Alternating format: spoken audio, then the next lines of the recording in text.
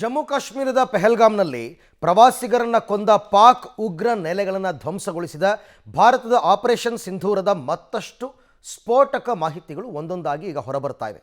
ಪಾಕ್ನ 9 terror ಕ್ಯಾಂಪ್ಗಳನ್ನು ಉಡಾಯಿಸಿದ ಭಾರತದ ಮೇಲೆ ಪಾಕ್ ಕಾಲ್ ಕೆರ್ಕೊಂಡು China Turkey ಕೊಟ್ಟ ಶಸ್ತ್ರಾಸ್ತ್ರಗಳನ್ನು ಆಕಾಶದಲ್ಲೇ ಭಾರತ ಹೊಡೆದು ಉರುಳಿಸಿತ್ತು. ಅಷ್ಟೇ ಅಲ್ಲದೆ ಗಡಿ ದಾಟದೆ ಪಾಕಿಸ್ತಾನದ ಒಳಗೆ ಮಿಸೈಲ್ ಮತ್ತು ಡ್ರೋನ್ಗಳನ್ನು ಹಾರಿಸಿ ಬೆಂಕಿ ಮಳೆಯನ್ನು ಸುರಿಸಿತ್ತು.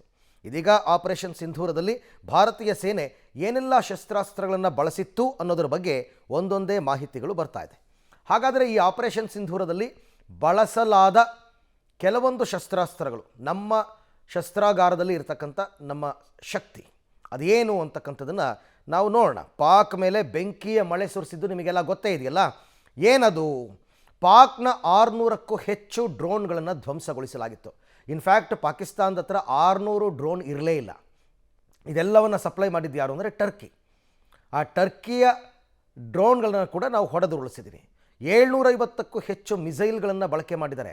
ಅದು ಅಷ್ಟೇ, ಆ ಮಿಸೈಲ್ಗಳು 750 ಅವ್ರ ಹತ್ರ ಇರಲೇ ಇಲ್ಲ, ಅದು ಸಪ್ಲೈ ಆಗಿತ್ತು, ಅದನ್ನು ಕೂಡ ಬಳಕೆ ಮಾಡಲಾಗಿದೆ. ಇನ್ನು 1000ಕ್ಕೂ ಹೆಚ್ಚು ಗನ್ ಸಿಸ್ಟಮನ್ನು ಬಳಕೆ ಮಾಡಲಾಗಿದೆ.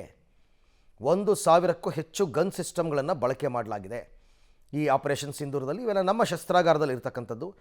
L-70 ZU-23 ಗನ್ಗಳನ್ನು ಬಳಸಲಾಗಿತ್ತಂತೆ. L-70 ಮತ್ತು ZU-23 ಈ ಗನ್ಗಳು. 15ಕ್ಕೂ ಹೆಚ್ಚು ಬ್ರಹ್ಮೋಸ್ ಸೂಪರ್ಸಾನಿಕ್ ಕ್ಷಿಪಣಿಯನ್ನು ಉಡಾವಣೆ ಮಾಡಲಾಗಿತ್ತು. ಅಂದರೆ ಶತ್ರುವಿನ ಟಾರ್ಗೆಟ್ ಫಿಕ್ಸ್ ಮಾಡಿ ಆ ಸೇನಾ ನೆಲೆ ಮತ್ತು ಏರ್ಬೇಸ್ ಅಂತ ನಾವೇನು ಕರಿತೀವಿ, ಆ ಏರ್ಬೇಸ್ಗಳನ್ನ ಹೊಡೆದು ಉರುಳಿಸಿದ್ವಿ. ರಾತ್ರೋರಾತ್ರಿ ಸಕ್ರಿಯಗೊಂಡಿದೆ ಏರ್ ಡಿಫೆನ್ಸ್ ಸಿಸ್ಟಮ್ S-400 ನಮ್ಮಲ್ಲಿರ್ತಕ್ಕಂಥದ್ದು.